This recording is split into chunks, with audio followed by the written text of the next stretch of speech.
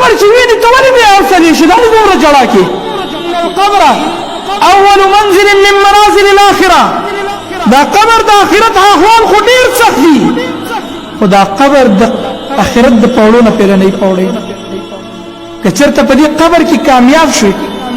فما بعده ایسر د دې نه پس زندګي ډېره اسانه ده الله یې درته اساني او که چېرته په دې کې کامیاب نه شو ناکام شي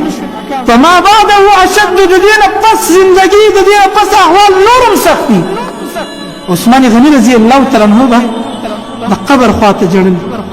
زما ستاسو کیفیت سره د دې چې اعمال نشته جړا نه راځي زما محترم راځي چې د خپل جون بدل د خپل جون مقصد ته جون دې وخت ته تیارې وکړو د الله ته شي ته تیارې وکړو بس اوس نه پریږدو الله موږ دنیا ته مقصد ویل دا خو ضرورت ته ځکه د دې دنیا مثال تاسو ته په عام او ساده الفاظو کې درکمه ناغه به دسه درکمه کېدې شي پرې وای شي ډاکټر دوايي سره د څه لپاره استعمالوي د ضرورت لپاره که یو سره روغ یو ډاکټر دوايان ورکړي او شربت اسکی او ګولې اچي دا به قمقلی کنه وي هغه به ضرورت د شي استعمالي لیکن که خلک د څه لپاره استعمالوي د ضرورت لپاره کنه حاجتي دقه شانتي الله دنیا مونږ ته د ضرورت لپاره راکړي چې د ضرورت په مقدار استعمال مونږ څه وکړو مونږ دنیا مقصد وګرځو دنیا الله مونږ پیدا کړم د دې دنیا لپاره اخرت هم ضرورت وګرځو مونږ چې د دنیا مستراجو د احسان اړو په خلک که چېرته په کور کې منځونه کول د احسان یې ګڼو نه زما الله چې ژوند را کړی دی د دې مقصد لپاره را کړی دی چې مونږ پکې د الله بندګي وکړو ډېر خلک شته ځان ستړی کوي بندګیان هم کوي خو دا قانون او قاعده یاد وساتئ الله په دې دنیا کې د خیسته اعمال لپاره دا ژوند مونږ ته را کړی دی لیبلوکم ایکم احسن عملا الله وی دا مرګ او ژوندګي مې د دې لپاره پیدا کړی چې زه وګورم په تاسو کې څوک خیسته اعمال کوي خیسته اعمال څه ته ویل کېږي چې ستا ذهن ورته خیسته وي دا خیسته نه دی چې ستا په نفس کې خیسته دا خیسته نه دی خلک ورته خیسته وي خیسته نه دی خیسته اعمال دا دی چې عمل وکړي د محمد رسول الله په طریقه باندې وکړي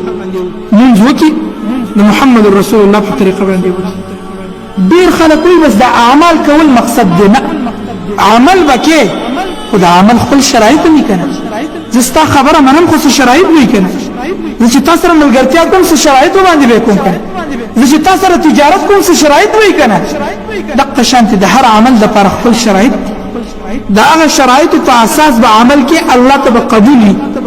که هغه شرایط موافق د عمل وکړو نو هغه عمل الله تقابل د قبول نه دی ګوري هر کله چې عمل تا کوو نو یو بنیادی شرط پکې دا دی چې دا عمل به محمد رسول الله په طریقه باندې دا الله رسول به د عمل په باره کې مونږ ته ویلي هغه عمل وکړو د خپل نفس او د خواهشات موافق اعمال نه ډېر خلک د ځان ستړي کوي افکار به کوي بعضې وظایف یې د ځان نه جوړ کړي دي د دې سوشل میډیا په ذریعې باندې بعضې خلک لګیا دي امت ګمراه کوي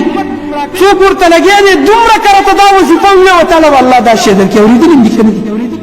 قسم په الله بعضې داسې روایات په هغې کې بیانېږي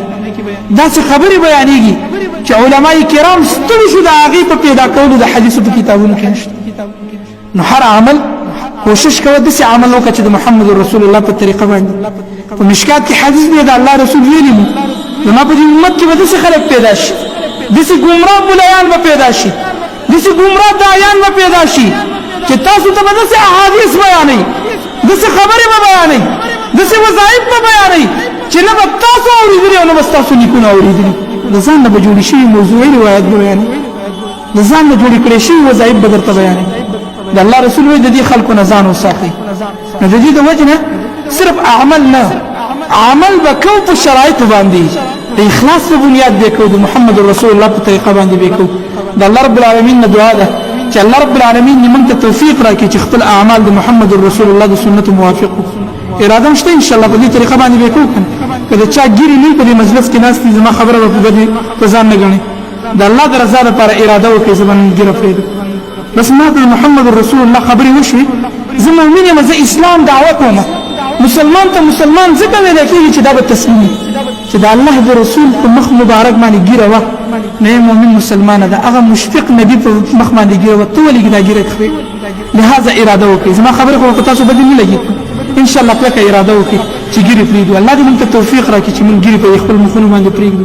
الله دې موږ ته توفیق راکړي چې د خپل ګیرو خدمت وکړو الله دې توفیق راکړي چې موږ صرف سنت بیان نه کوو بلکې په خپل عمل کې هم راولو